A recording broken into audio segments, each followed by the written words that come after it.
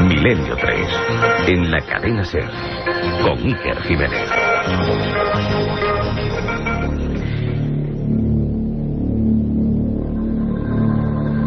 Tres y 5 minutos de la madrugada, ya estamos aquí con el estudio como siempre en penumbra, todavía, bueno, pues impresionados por todo lo que hemos contado en la primera edición de Milenio 3, de 10:30 a 11. Os agradecemos todas las muestras de participación a través de ese Milenio 3 con número @cadenaser.com, Milenio 3 @cadenaser.com, que va a seguir siendo el foro para que luego al final del programa Carmen Porter relea algunos de vuestros mensajes. También muy impactados, hay que decirlo, con toda esta historia que hemos comentado sobre el asunto de Belmez. Una historia truculenta, dramática, absolutamente real, que no sabemos si se corresponde con la autenticidad de esas caras o no, pero que está ahí y que hemos intentado desentrañar. Antes que nada, la presentación de rigor. Katia Rocha, Carmen Porter, Carlos Barroso, este que os habla Iker Jiménez, y a los mandos técnicos, dúo de lujo, Jerry Martínez y don Antonio Bravo. Y todos nosotros, técnicos y periodistas, estamos aquí dispuestos a vivir una hora de información y de misterio. Muchas personas nos escribíais a esa dirección de correo y realmente os consternabais. Sería muy difícil volver a resumir todo, pero vamos a intentarlo. Belmez de la Moraleda, Jaén, ese pueblo, durante los últimos 31 años exactamente aparecen unos rostros, la Brigada de Investigación Criminal, el CSIC, la Junta de Energía Nuclear, 30 años de investigaciones, nadie sabe qué son. Son rostros de niños, para que lo podéis imaginar, los poquísimos, imagino, que no sepan o no hayan visto imágenes de Belmez, son rostros que en realidad son las partes más oscuras del cemento. Carmen Porter, que está aquí, tiene, por ejemplo, en las manos, luego hablaremos de la biblioteca de Milenio 3, el primer libro realmente divulgativo sobre el tema. Aparece la primera cara, la llamada pava, en la portada, las caras de Belmez de Martínez Romero. Bien, caras muy diferentes unas de otras, unas grotescas, otras apenas pinceladas. Era oficialmente como si las partes oscuras del cemento se hubieran juntado, pues bueno, reflejando un puzzle desde luego dramático. En aquella casa, número 5, Rodríguez Acosta, Belmez de la Moraleda, Sierra de Jaén, se excava. Y se excava porque había miedo. Las actas de la época que recuperamos fueron fantásticas, a lo nuclear. Era una época en que se empezaba a hablar de estos temas, pero no había nada, solamente huesos de niños, ni un solo cráneo, ni una sola cabeza. Y empezó una gran leyenda, un gran misterio. Tengo que decir que yo mismo pude investigar profundamente en lo que fue la llamada Operación Tridente. ¿Qué significa esto? Junto con un compañero, Lorenzo Fernández. ¿Qué significa esto? Pues significa que el gobierno de la época, el régimen, intentó machacar, y lo consiguió, esta historia. En el año 72, el diario Pueblo, a las órdenes de ese director, magnífico periodista y realmente pues de muy reciente fallecimiento, Emilio Romero, deciden parar el misterio. No se conocían las causas de ese fenómeno que había alterado la opinión pública y el orden público incluso. En Belmez, con 2.000 habitantes, había 10.000 personas al día. El milagro, la sociología del milagro. Hasta el día de hoy, 30 años, ni una sola solución. ¿Quién vive hoy en esa casa? Pues vive María Gómez Cámara, una anciana, 84 años. Ha visto pasar a miles de personas intentando descubrir el misterio. Nadie ha podido darle una solución. Y escuchad muy atentamente, porque sabéis que tanto la madrugada del pasado domingo, casi cambiando todo el programa como va a ocurrir hoy, como la primera media hora, 10:30 a 11, hemos hablado de este último descubrimiento que nos tiene consternados. Una familia entera fusilada, masacrada en la guerra civil, año 36, finales de ese año, santuario de la Virgen de la Cabeza en Andújar. Curiosamente, 5 niñas y sus padres, el Guardia Civil, fueron tan solo 7 de los 153 muertos allí ocurridos, y son familia de María Gómez Cámara. Es estremecedor, no lo hemos puesto de 10:30 a 11, escuchar brevemente las palabras de María Gómez Cámara, la dueña de la Casa de las Caras, hablando de lo que supone para ella esa eterna noticia constante, la masacre de su propia familia. En la guerra mataron a mi familia en la Virgen de la Cabeza, que era el Guardia Civil, murieron allí. De 9 quedaron 2. ¿Y usted se acuerda muchas veces de esa familia, María? No me acordaba, era mi hermana, mi sobrina, y mi cuñado, ¿cómo no me acordaba? Y ya son ya... Y les rezo y todo, decía la buena de María Gómez Cámara, a la que desde aquí, si nos puede escuchar, si alguien le dice que estamos haciendo estos programas, por favor, de todo este equipo, un abrazo fortísimo, un abrazo lleno de amistad, de respeto, porque han sido muchas las horas en su casa intentando divulgar el misterio, y siempre que lo hemos hecho, también hay gente muy malintencionada que intenta malmeter, siempre que lo hemos hecho ha sido solo con un afán, el de hacer justicia. Intentando hacer justicia, yo entrevisté al único notario que ha presentado un fenómeno paranormal, Antonio Palacios Luque, lo escuchábamos de 10:30 a 11, ese notario que dijo, caramba, yo soy notario, aquello estuvo 3 meses cerrado, aquella habitación como una cocina, un lugar igual de pobre hoy y antes, y había 16 nuevas caras. Todo eso, señora María, lo hemos hecho para desmentir a aquellos que en su día dijeron que no había misterio, y nosotros lo hemos hecho para decir que sí hay misterio y que hay que seguir investigando. Y ese compañero que hablaba con María Gómez Cámara en Belmez, magnífico corresponsal de este programa, con un trabajo encomiable estas 2 semanas, Luis Mariano, que nos traía la última noticia fresca. ¿Por qué? ¿Por qué relacionábamos de repente esta matanza de una familia entera en Andújar con el fenómeno ya longevo de las caras de Belmez? Pues por una experiencia extrañísima que tiene que ver con la hipnosis, con una especie de trabajo de sueño hipnótico que se realiza en esa casa, junto a las caras, y con María, la dueña de esa casa, al lado. Ana Castillo es la persona que entra en ese extraño sopor, que empieza a ver una serie de cosas que nos parecerían fantásticas, pero luego hemos descubierto que lo que esta mujer vislumbra resulta que se cumple en la historia.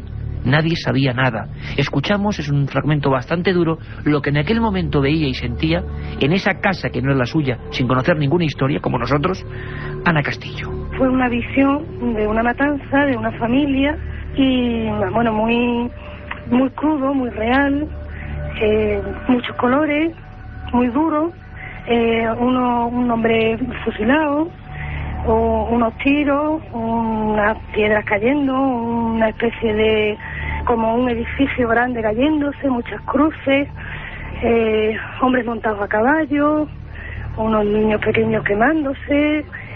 Vi también a una madre que la apartaban de su hija, se la llevaban como uniforme, y claro, y sentí el dolor de esa madre y la desesperación de que le quitaban a su hija. Sentí los gritos de la niña pequeña gritando el nombre de la madre. Es muy desagradable, es muy desagradable.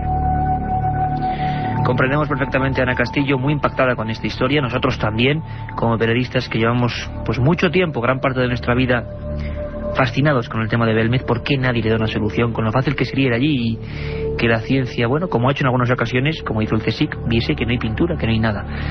El salto de la ficción o de la posible subjetividad de una persona que entra en trance de alguna forma hipnótico en esa casa y de repente nos descubre una clave tremenda, un dato trágico. Luis Mariano Fernández consigue hablar con la única superviviente de aquella matanza, Guerra Civil, año 36. Una serie de proclives al lanzamiento nacional se refugian en el Santuario de la Cabeza, donde había una cruz. Muchos murieron despeñados, otros de hambre, otros tiroteados. Hoy están en una fosa común. No se sabe dónde se encuentran. La única superviviente era Isabel Chamorro, sobrina de María Gómez Cámara, la dueña de la Casa de las Caras. Luis Mariano Fernández hablaba con ella y nos traía este documento sensacional. Lo que una persona en hipnosis había visto en aquella habitación era una verdad histórica. Escuchamos la parte de la verdad con la única superviviente.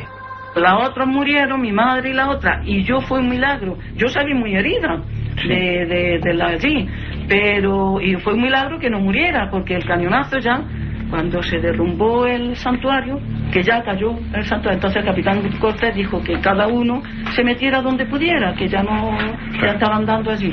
Pero como se quedó mi madre con los 5 más chicos, pues no había donde meterse, se metieron en una cueva, nos metimos, mejor dicho. Y fíjate, murieron todos de cañonazo, mi madre partía por la cintura, mi hermana me seguía a mí, la del medio, sin cabeza, a la cabeza por un lado, el cuerpo por otro, y yo en eso, en un pan de sangre de eso, que mi hermana esta iba a meterse también en la cueva, y un guardia civil la cogió de un brazo y se la llevó, y ella mirando para atrás y viendo que caían los cañonazos en la cueva. Se le escapó eso, y cuando vino se quedó sin habla, sin no. Mi hermana está muy mal siempre de los nervios. superviviente de aquella tragedia histórica. Hablábamos con don Enrique Gómez de la Real Academia de la Historia y nos explicaba qué pasó, una de las páginas más negras de la Guerra Civil, que ahora la investigación nos une con este gran misterio de las caras de Belmez. Y todas estas entrevistas, toda esta información, se las debemos en gran parte a ese hombre, a ese corresponsal, que de 10:30 a 11 estaba delante de la puerta del misterio, delante de esa casa cuyos últimos 30 años significan misterio e incomprensible. Don Luis Mariano Fernández, compañero, buenas madrugadas. Muy buenas madrugadas, Iker, Carmen y todos los amigos de Milenio 3. Pues estamos escuchando aquí todo el equipo, Geray, Antonio, todo el equipo técnico, porque estamos aquí solos en el estudio 1 de la cadena SER. Esto es que se transforma. Tremendo. Y bueno, ¿cómo has vivido la experiencia, esa conexión desde la calle número 5? Era impresionante escuchar. Vamos a volver a escucharte a ti hablando con María, pero ¿qué piensas?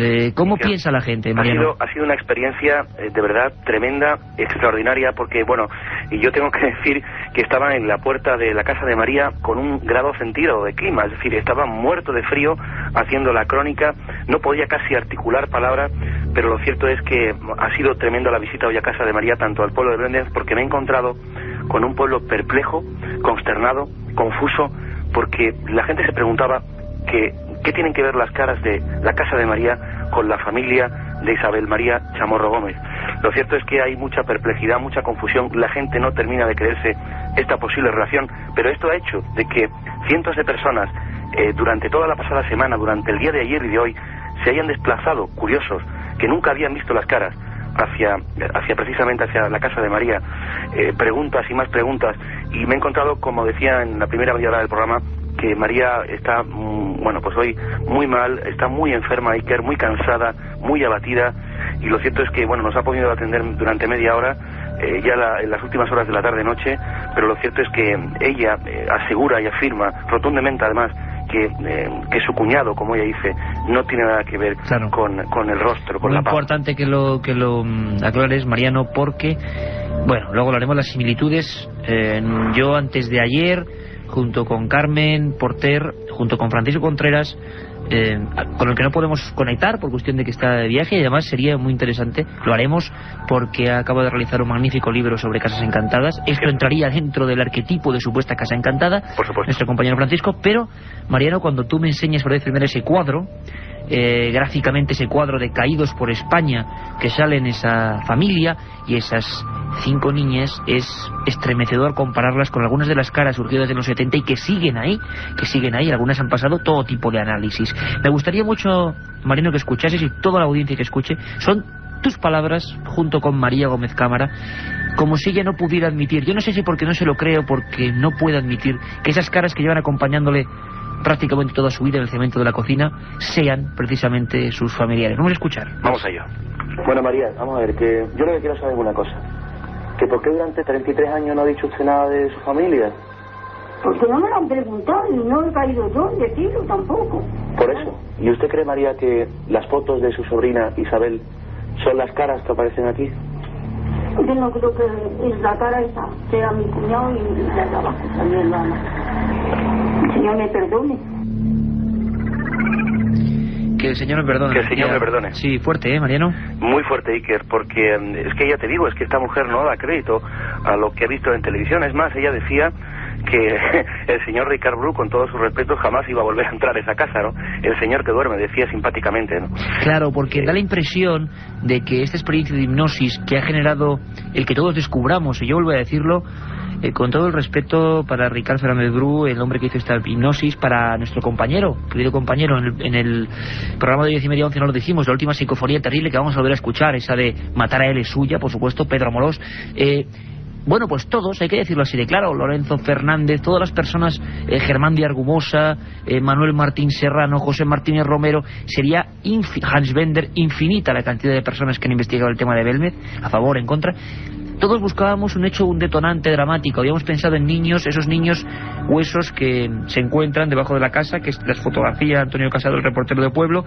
Esos niños que, caramba, es que no había cráneos, había niños y no había cráneos. Empezó a especularse esos cementerios que han estado en ese lugar, pero tenía que haber un hecho muy fuerte, un detonante muy fuerte, y ninguno lo habíamos averiguado. Y hay que reconocer que de una forma más o menos estaremos de acuerdo en la forma, pero en el fondo se ha encontrado una nueva pista. Pero quizá ha cambiado mucho lo que la gente pensaba en el pueblo, Luis. La verdad es que sí, porque ya te digo que durante toda la pasada semana, ya que volvieron a repetir el programa de televisión, y esta mañana, de ayer domingo, volvieron a repetir el programa, se han acercado cantidad de curiosos al pueblo de Belmez para preguntarle a María, y sobre todo, para ir a visitar a Isabel Chamorro para que enseñara la foto. Es decir, esto se ha convertido en una especie de... no sé cómo clasificarlo o etiquetarlo, pero lo cierto es que, Isabel Chamorro durante todo el día de hoy y ayer ha estado encerrada en casa, no ha recibido a nadie, que yo sepa, que yo tenga constancia, y está en cama porque está enferma. Es decir, el hecho de que ya la gente quiera ir a ver las caras de la casa de María, pero ya, que quieran ir a ver el cuadro de las fotos, claro, me parece muy nueva fuerte. mitología. Tenemos aquí al lado a Carmen. Carmen, tú pudiste ver en Málaga, Carmen Porter, buenas madrugadas. Hola, buenas madrugadas. Pudiste ver junto con Mariano, conmigo, con Francisco, con toda esta gente, el cuadro, y pudiste ver la comparativa con las caras. ¿A ti te quedaste tan impresionado como nosotros? ¿Viste ciertas similitudes? ¿Qué opinas? En algunas de las caras sí que vi ciertas similitudes con lo que eran las fotografías, sobre todo el de la más pequeña, que si no recuerdo mal se llamaba Paquita. 4 años. Esa niña que murió, para mí esa era la más clara imagen que se parecía a lo que era la fotografía de la niña y de la cara que todavía se ve en el suelo de Belmez. Y muchos oyentes nos han escrito para decirnos que dónde pueden ver esa fotografía y esa comparación de las caras con la persona real, con esas niñas que murieron. Bueno, todo eso todavía vamos a trabajar profundamente. Esto va a ser una investigación que apenas acaba de empezar. Nosotros probablemente quizás en algún adelanto podríamos remitir, no ahora, sino próximamente, a nuestra página web de este programa, lo hemos dicho antes, ikerjimenez.com, pero os aseguro que tanto en algún medio del ramo, medio especializado, como en un futuro, en algún formato, incluso puede ser para un dossier muy importante, hagamos algo porque esto lo merece. Es un nuevo giro al tema de Belmez. Mariano, escucha muy atentamente porque vamos a meter 2 inserciones psicofónicas y vamos a intentar opinar. Da la impresión de que toda esta historia, claro, ahora tiene que ser revisitada o revisada con otros términos, con otros parámetros. Al acabar el programa de la primera edición hablamos de psicofonías. Estoy seguro que a nadie de esta audiencia inmensa de Milenio 3 tenemos que explicarle lo que es, pero sí decir que los primeros que hicieron psicofonías fueron catedráticos de filosofía o catedráticos de humanidades como José de Solas. Año 72, los magnetofonos Nagra, que nuestro buen compañero Antonio Bravo conocerá perfectamente y me asiente, en aquella época eran como una especie de Revox portátil. Imaginaros la escena: ese socavón que se había practicado por parte del ayuntamiento y el albañil Sebastián Fuentes León, se encuentran huesos de niños, no se atreven los albañiles casi a bajar y se ponen 10 magnetofones de diferentes alumnos de la Universidad de Madrid. Y en todos ellos la primera voz que surge, claro, ahora habría que igual verlo de otra forma, Mariano, dice: es que yo sigo enterrada. Claro, hablamos de una familia entera que no sé dónde están sus muertos, ¿no? Tremendo documento, además, si mal no recuerdo, Iker, la voz que dice eso es infantil. Sí, bueno, incluso Antonio Casado, ese periodista de Diario Pueblo que nos confesó en el programa que cómo tuvo que ser obligado a mentir, a contar que el misterio estaba allá, me hablaba de que en ese Nagra, en ese receptor, se veía la aguja que mide la entrada de sonidos perfectamente. O sea, no era una psicofonía, estabas grabando en aquella voz chillidos de niños constantemente. Las escenas que nos contaba don Enrique Gómez, catedrático de historia, de lo que pasó en el Santuario de la Cabeza, que son parte de la historia de España, fueron 153 muertos en cuevas, tiroteados y a morterazos y con tanques. Pero ahora Pedro Amorós significa, podemos decir, la evolución de ese fenómeno psicofónico con material digital, en ese lugar que, ¿cómo describirlo a todo el mundo? Es una casa número 5 con una historia muy vieja, unido a otras casas que fueron la antigua iglesia, en una calle vieja de un pueblo viejo de la vieja Sierra Magina de Jaén. ¿Cómo podríamos interpretar, lo pusimos antes, esta voz grabada hace unos años, que perfectamente surge en pleno silencio con todo tipo de medidas de seguridad y dice matar a él? Vamos a volver a escucharla. Matar a él. Matar a él. Matar a él. Pero, Mariano, ¿cómo podemos interpretar esto ahora? La verdad es que mira, Iker, desde que vi las fotos de Isabel Chamorro estoy muy perplejo con esta historia, porque yo creo que se ha dado un nuevo rumbo y una nueva línea de investigación a esta historia.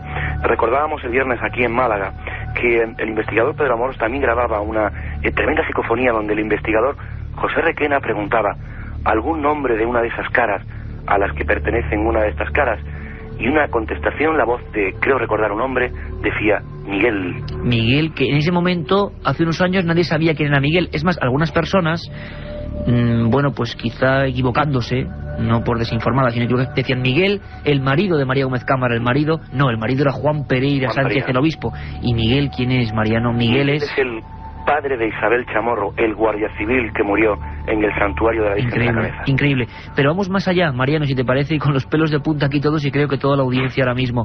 Vamos más allá. Hacia el año 97, con todos los medios técnicos, por favor, sabemos que quizás, podríamos repetirla, en el receptor quizás no escuchen tan nítidamente como nosotros con estos medios aquí en la cadena SER las voces.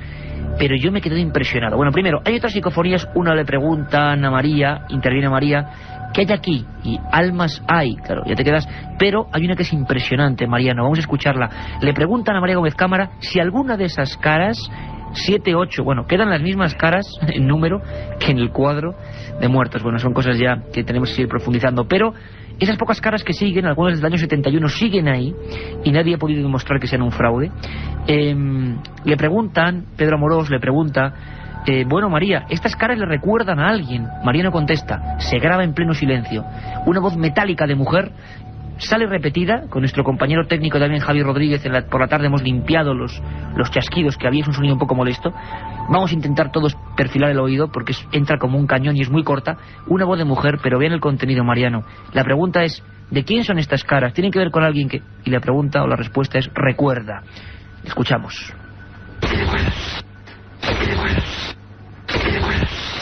No sé si hemos podido escuchar todos. Recuerda, muy rápido. Vamos, nos indica Yael Martínez y Antonio Bravo que van a repetirle. Escuchemos todos, por favor. Recuerda. Bueno, pues recuerda, Mariano. Yo, Iker, siempre he defendido que María era la propulsora o la que proyectaba las caras en la casa.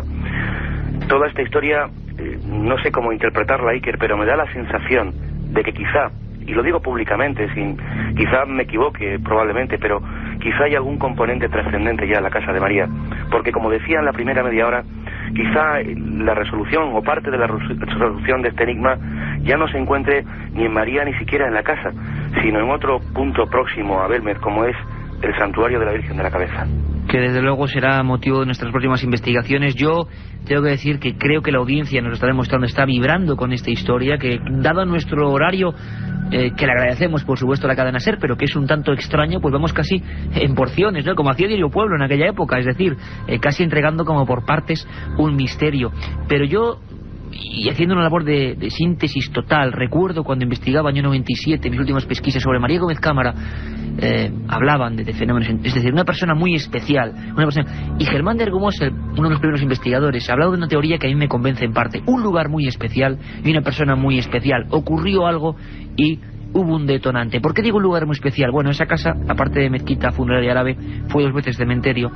En el siglo XVIII 2 personas se mataron a navajazos. Está, como decían los ancianos de Belmez, cursío de muertos por debajo. Bueno, un ambiente, digamos, muy concreto, una casa muy concreta, pero como podía ser otro. Pero la persona que vive ahí sola, bueno, pues tiene una facultad quizá especial. Lo que nadie sabía es qué clase de fenómeno detonante trágico se podía hacer plasmar de esa forma en el suelo. Quizá estamos cerca de la respuesta. Luis Mariano, compañero, ha sido un trabajo excepcional, un placer y un honor compartirlo contigo, vivirlo. A todos, tengo que decirlo, nos has puesto los pelos de punta cuando recordabas cómo María Gómez Cámara salía de noche de aquella calle número 5, como tú la veías hoy, envuelta en tinieblas, gritando una cara. Bueno, quizá nuevos horizontes para este misterio, ¿no? Desde luego que sí, que yo creo que la investigación está en curso, que yo creo que podemos y debemos encontrar algunas claves en el santuario Virgen de la Cabeza y que quizá contribuyamos a, bueno, si no resolver el enigma, por lo menos dar más luz. Y yo creo que, en contra de lo que piensan o dicen algunos, el enigma de Belmez sigue en pie. El enigma de Belmez, compañero, como digo yo a veces, sigue, nunca mejor dicho, plantando cara, y nosotros, por lo menos, lleguemos a donde lleguemos, este equipo de Milenio 3, vamos a intentar buscar la verdad. Gracias, compañero. Muchísimas gracias a vosotros. Buenas madrugadas. La otra realidad. Milenio 3, en la cadena SER. 3:30 de la madrugada, esto es Milenio 3, esta es la propuesta que la cadena SER os realiza cada fin de semana, primero de 10:30 a 11, después de 3 a 4, y sabemos, sentimos intuimos de verdad, y esto es un programa lleno de sensaciones, que cada vez sois más. Nos abrumáis con vuestras palabras, con vuestro ánimo, con vuestras informaciones. Es increíble la cantidad de informadores que Milenio 3 tiene en toda España y nos sentimos muy orgullosos. Días realmente duros, días de investigación, días en los que estamos contando, y os estamos contando, lo último que está ocurriendo en torno a los grandes misterios. Y tal día como hoy, ya el 17 de febrero, pasaron además muchísimas cosas. Carmen. Ese tal día como hoy, que ya tiene muchos fans que me lo repiten a través de los mails. Sección clásica, casi como las caras. Pues tal día como hoy, un 17 de febrero, en 1673, Molière muere en escena mientras representa una de sus obras, El enfermo imaginario. En 1745 nace Alejandro Volta, físico italiano inventor de la pila eléctrica que lleva su nombre. 1836 nace Gustavo Adolfo Bécquer, poeta romántico español. Ya en 1902, declaración del estado de guerra en Barcelona a raíz de la huelga general. 7 años más tarde, en 1909, muere el jefe indio Jerónimo. En 1913, Edison presenta en un teatro neoyorquino la primera prueba pública del cine sonoro, consistente en un fonógrafo situado detrás de la pantalla.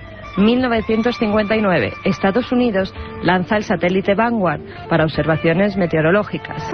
1972, el investigador Julián del Monte realiza por vez primera en Belmez estudios psicológicos sobre una fotografía del rostro de María Gómez Cámara. Justo como hoy, Carmen, parece mentira, ¿eh? Sabes que siempre elegimos a partir de ahora una efeméride del misterio. El investigador Julián del Monte, que por vez primera consideraba, esto es importante, dijo: las caras son misteriosas, lo decía en Diario Jaén y en Diario Patria de Granada, pero también son misteriosas las imágenes propias de esta familia, y concretamente se centró en una persona, en María Gómez Cámara, y hizo el primer estudio psicológico de su rostro. Ocurría hace ni más ni menos 31 años. Un día y unas noches importantes de misterio, y estamos tremendamente implicados con ello, intentando llevaros toda la fuerza de lo que es el periodismo de lo desconocido, ni más ni menos. Ni vendemos ninguna verdad, ni queremos ser gurús absolutamente de nada, sino mostraros toda la información, con personas en el lugar donde ocurren los hechos. Cuando pasan cosas está la serie, cuando ocurre el misterio está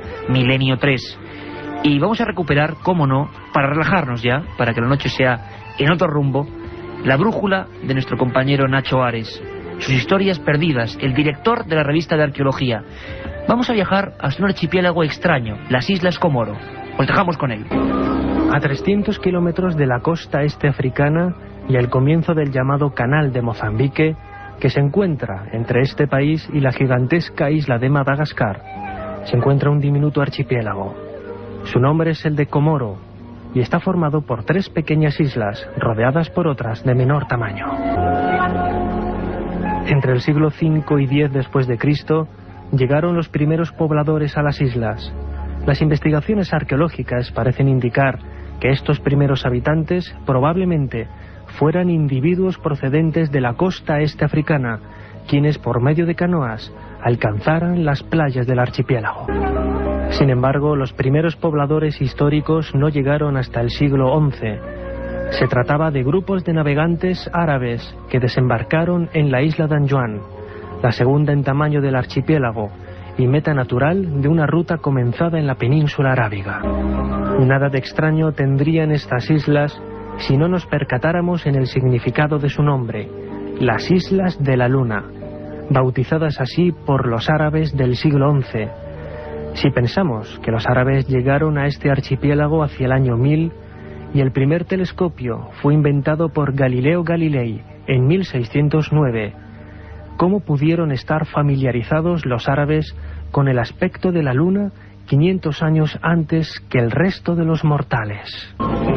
Los conocimientos que se tenían sobre la superficie lunar eran prácticamente nulos hasta el primer dibujo de Galileo, superado en 1647 por Evelio y en 1651 por Riccioli, quienes plasmaron sobre el papel numerosas montañas y cráteres de nuestro satélite. Si sondeamos algunas de las respuestas lógicas que se pueden proponer para explicar este problema, en primer lugar, tendríamos que reconocer que los árabes descubrieron el telescopio antes que Galileo. Sin embargo, sus conocimientos no parecían ser tan extraordinarios como para justificar la existencia del telescopio antes que el italiano. Por otra parte, ni se han encontrado rastros de tales telescopios, ni mapas de la superficie lunar realizados por astrónomos árabes. Cuando el califa Al-Mamun se dirigió a Egipto en el año 820, iba con una intención muy clara. Uno de sus consejeros le había informado de la existencia de mapas terrestres y estelares de extraordinaria precisión en el interior de la Gran Pirámide. La tradición cuenta cómo excavó un túnel artificial que le abrió el acceso a su interior. Dentro, se dice, no encontró nada de lo que en un principio le había contado su consejero, o quizás sí. Milenio 3. Periodismo de lo desconocido. En la SER.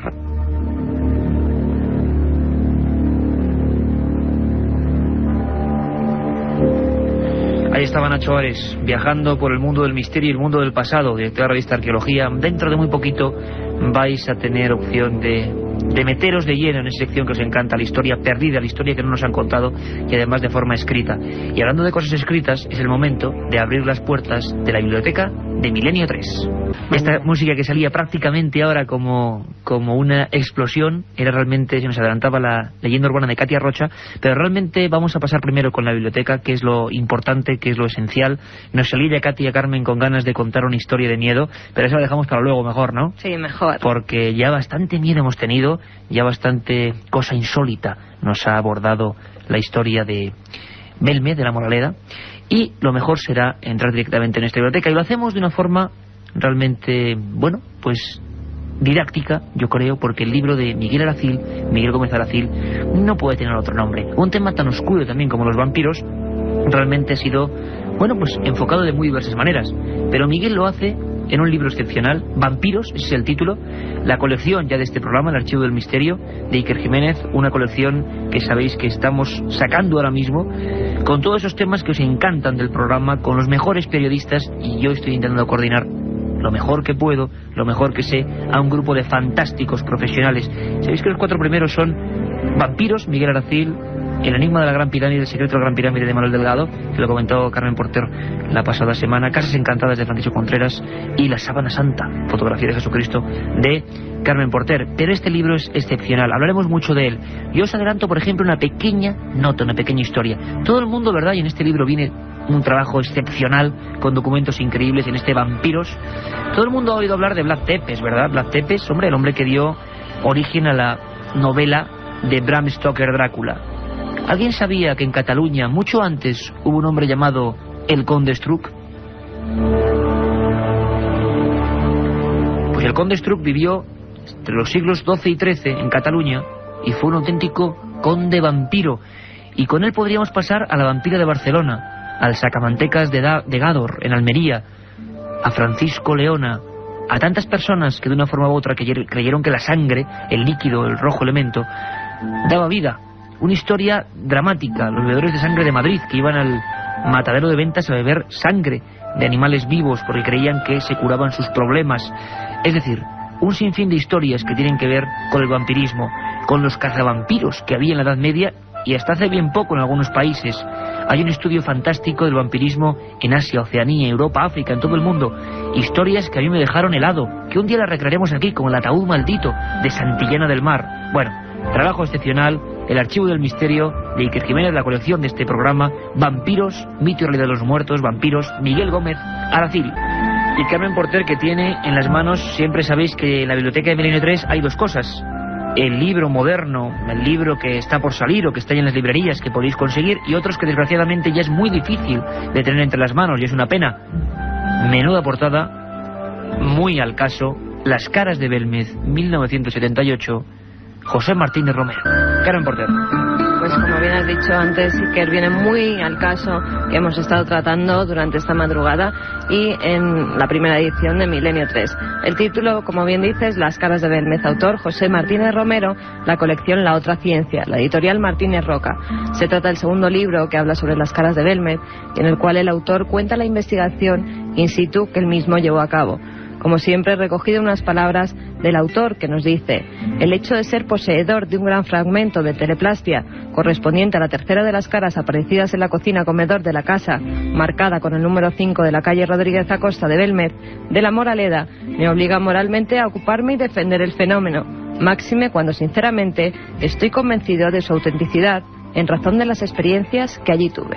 Pues sí, que en el libro nos habla sobre las teleplastias, del surgimiento de un rostro, incluso en presencia de varias personas, entre las que se encontraba Germán de Argumosa, de las psicofonías que se obtuvieron en la casa y también de cómo el pueblo vivió el surgimiento de las caras.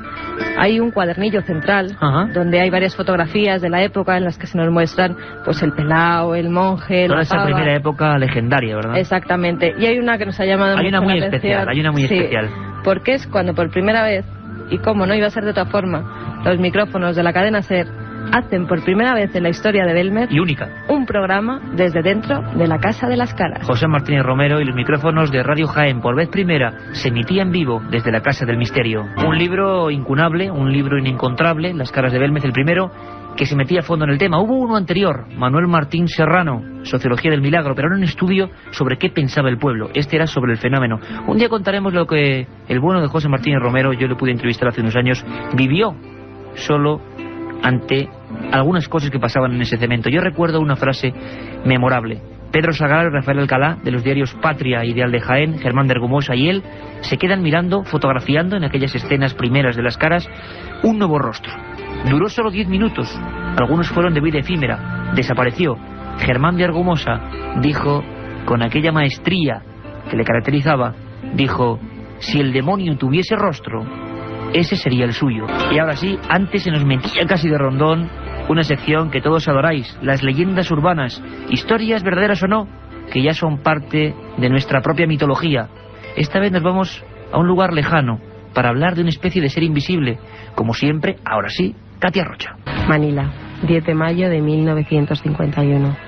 Una joven de 18 años, Clarisa Villanueva, se aproxima corriendo a la comisaría de policía. Está completamente histérica y con magulladuras en todas partes del cuerpo. Entra gritando, llorando y denuncia que un ser invisible la está atacando y mordiendo con saña. La policía la lleva de inmediato a un médico y este advierte que la chica está sufriendo en realidad un ataque de epilepsia y que las heridas se las ha producido ella sola. El policía que la acompaña se extraña entre la explicación dada por el doctor, pero le cree. Sin embargo, intrigado, le pregunta que si de verdad es ella misma quien se ha infligido las heridas, ¿cómo es posible que tenga un mordisco totalmente claro en la nuca? En ese mismo instante, Clarisa comienza a chillar diciendo que el monstruo se encuentra en la sala y que va a atacarla de nuevo. Se pone histérica y médico y policías se las ven y se las desean para sujetarla. Y justo entonces todos ven, completamente atónitos, cómo se le van formando unos mordiscos en varios sitios del cuerpo, dejando incluso las marcas de la saliva. El alcalde de Manila, Arsenio Lascón, viendo que aquel caso no interesaba a la policía ni a la medicina, hizo llamar al arzobispo para que él se encargara personalmente del caso. El arzobispo se preocupó e hizo traer una ambulancia para que llevaran a la joven al hospital. En el trayecto, todos vieron como nuevas mordeduras aparecían por su cuerpo, mientras Clarisa lloraba y se quejaba de dolor. Cuando la enferma llegó al hospital, los ataques habían cesado. La doctora, Mariana Lara, que fue la encargada de su cuidado, dijo que aquel caso no ofrecía otra explicación que la que la muchacha pensaba. Y esa explicación es la pregunta que yo les lanzo ahora a ustedes. ¿Existirá de verdad el hombre invisible? La otra realidad. Milenio 3. En la cadena SER. Estamos recibiendo un sinfín de comunicados vuestros a milenio3@cadenaser.com. Sabéis ya nuestra vía de contacto con el misterio, con lo desconocido, con esta propuesta, como siempre digo, que todo este equipo realiza a través de los micrófonos de la cadena SER, investigando en vivo. Ojalá, yo veía con una gran envidia esa fotografía de Martínez Romero, y además antes cuando hablaba con otros compañeros, con técnicos de la cadena SER, decían, bueno, a ver cuándo podemos embarcarnos en aventuras como esa. ¿Cómo sería volver a emitir, verdad, Carmen, un programa desde allí? Pues sí, pero tal vez se pueda hacer. Bueno, yo tengo 10, 12 sitios ya perfecta, secreto total, claro, en una lista, en ese tour del milenio, que yo creo que cuando empiece a hacer buen tiempo va a ser algo espectacular. Solo pedimos una cosa, vuestra lealtad, y sabemos que lo estamos logrando, porque este es un programa vivo y hecho para vosotros. Tan hecho para vosotros que siempre elegimos un correo electrónico a ese milenio3@cadenaser.com y extraemos una pregunta, ¿no, Carmen? En este caso ha sido la pregunta de César Cubiles, que nos escribe desde Mijas, Málaga. Nos decía, estimado Iker, me gustaría que cuando te fuera posible hablases acerca de las llamadas luces malas de las Urdes.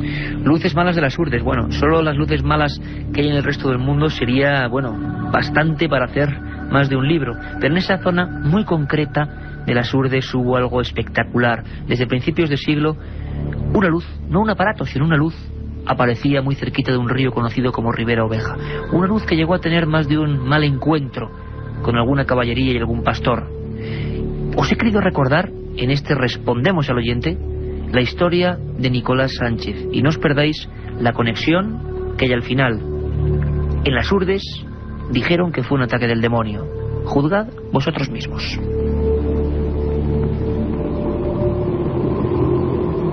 Nicolás Sánchez Martín, natural del pueblo de Cambroncino, de 37 años, llegó pálido como un cadáver. Montado sobre la cabalgadura, con la cara blanca como la cera, se desplomó en la cama de lechos de su casa pobre de pizarras. En la aldea no había luz ni agua, y entre los candiles los vecinos se acercaban. Esperanza Moedano gritaba entre la multitud: «Alcolás le ha atacado la luminaria». Ocurría el 17 de octubre de 1917, y aquellas personas vivieron minuto a minuto la agonía y muerte del pastor. El médico Victoriano Sánchez Hoyos no daba crédito a lo que estaba viendo. La fiebre había dado paso a un continuo descenso de temperatura corporal, situándola en los 33 grados. El enfermo, sin embargo, sentía una explosión de calor interno que lo iba consumiendo. De su boca, entre balbuceos, solo emergía una frase: «La luz, la luz». Varias vecinas, enlutadas desde entonces, pudieron ver el percance sobre el río Ribera Oveja. Un foco misterioso salió al paso del caballero. Estaba allí, como un candil manejado por manos invisibles, flotando a poca distancia del agua. El jurdano no tuvo miedo y se quedó allí plantado, y sacando su machete, llegó a pronunciar: «O te apartas o te aparto». Cuentan que aquella luminaria, no más grande que la rueda de un carro, atravesó hombre y montura, abrasando a ambos por dentro, dejándolos heridos fatalmente, tanto que a muy duras penas pudieron llegar hasta la misma entrada de Cambroncino. El acta de defunción de Nicolás Sánchez Martín puede ser el primer documento de un mártir del misterio. Desde hacía años, los habitantes de los escarpados pueblos de las Urdes venían observando este curioso fenómeno de apariencia inteligente que habían llegado a bautizar con el nombre de Luz de Ribera Oveja. Hoy, en el viejo cementerio junto a la iglesia de las Lástimas, muy cerca de la tapia y devorado por los helechos crecidos, hay una cruz de palo. Bajo su tierra descansa para siempre este hombre rudo que se tomó frente a frente con el misterio y perdió la batalla. Su cuerpo, durante la agonía, sufrió los daños característicos de una sobreexposición a fuente radiactiva, pero para el pueblo jurdano, aquello fue sin más un ataque del maligno. Y es que muy pocos saben que tan solo horas después de aquella noche, a unos 300 kilómetros, en línea completamente recta y cruzando la frontera, miles de personas, en una manifestación sin precedentes en la historia, observaban un fenómeno parecido. Allí se habían congregado a la llamada de 3 pastorcillos que creían ver a la Virgen. Ocurría en un lugar escondido, que todos conocemos hoy como Fátima.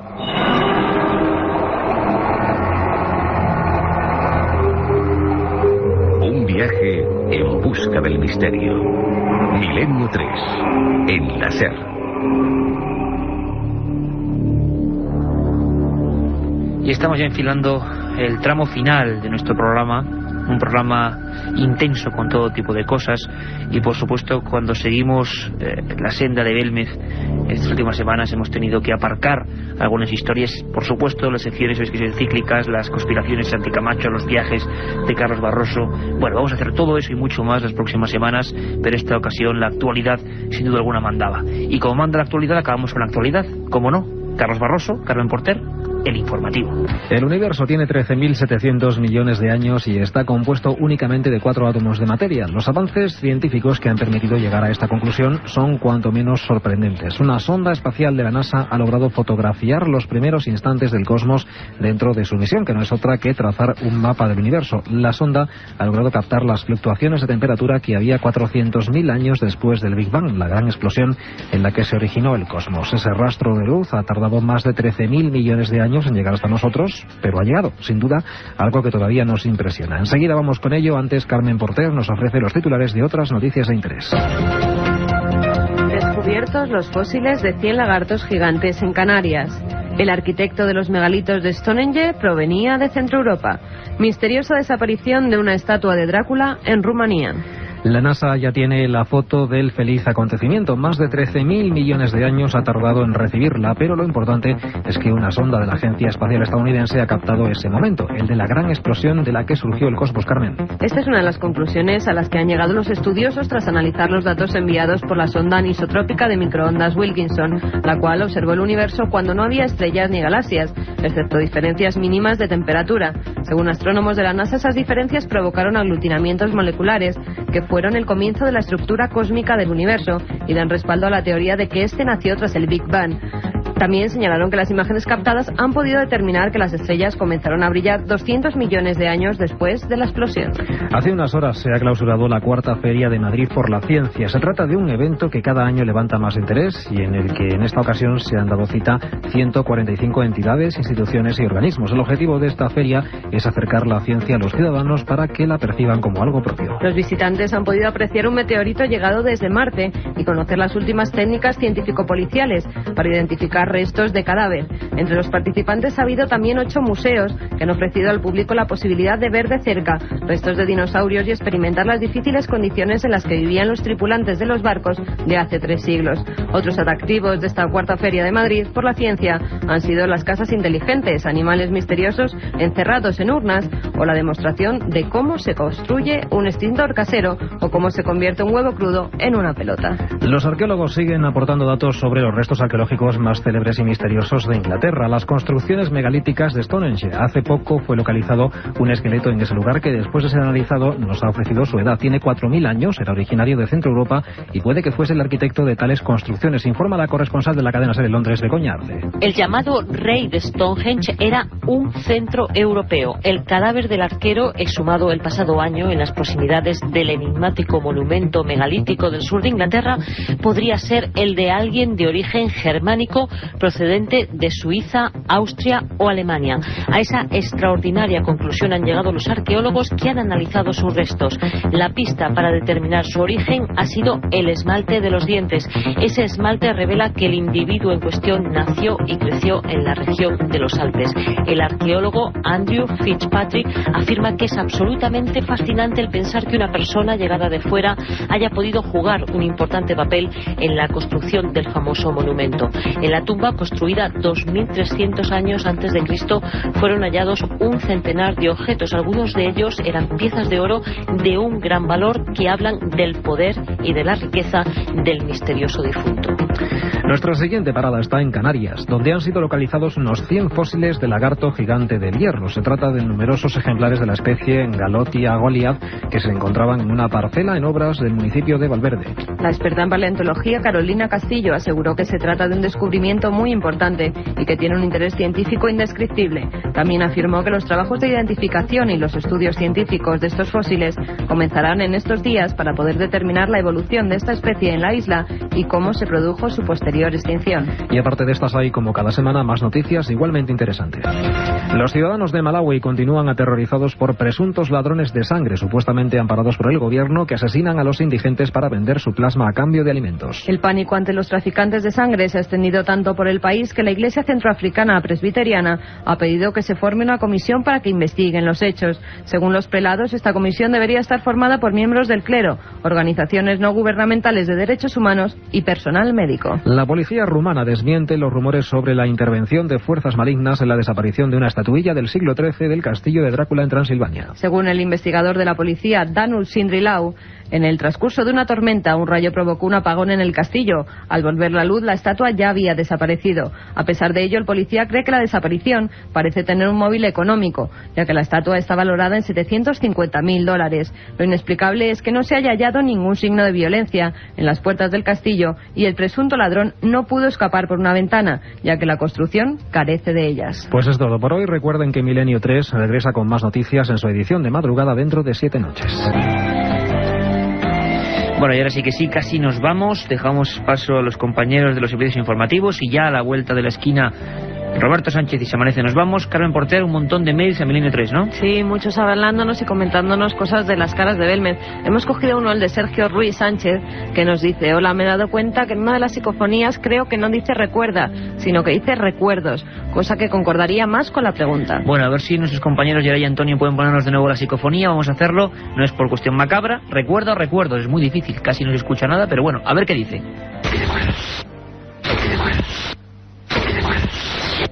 Bueno, creo que nos quedamos con las mismas dudas, pero tanto sea recuerda como recuerdos, pues es una cosa muy curiosa. Carmen, más mails. Bautista 6 nos dice: saludos desde Trebujena, a ver si un día tratáis el tema de las apariciones de humanoides como en Escalante. Me despido, un saludo y os felicito por vuestro programa. Bueno, lo haremos. Uno de los grandes expedientes extraños, como el que hemos comentado de las Urdes, historias que investigó la Guardia Civil y que son parte de la historia de lo misterioso, de lo paranormal, extraños seres en un lugar maravilloso como era Escalante, población minera cántabra. Isabel Salvador nos dice que le gustaría saber cómo se llamaba el libro que estaba leyendo, El asesino de John Lennon. El asesino de John Lennon, el asesino de Robert Kennedy, el asesino, el que intentó matar a Ronald Reagan.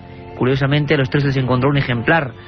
Bueno, igual se convierte en bestseller ahora, pero bueno, un ejemplar que ha vendido millones en todo el mundo, El guardián en el centeno de Salinger. Una historia realmente curiosa y significativa. Curiosa como lo que hemos intentado traer hoy aquí, con una primera parte evidentemente centrada en la actualidad, centrada en ese fenómeno de Belmez que seguimos investigando 30 años después. Bueno, pues nuevas vías, nuevas historias, nuevos hechos.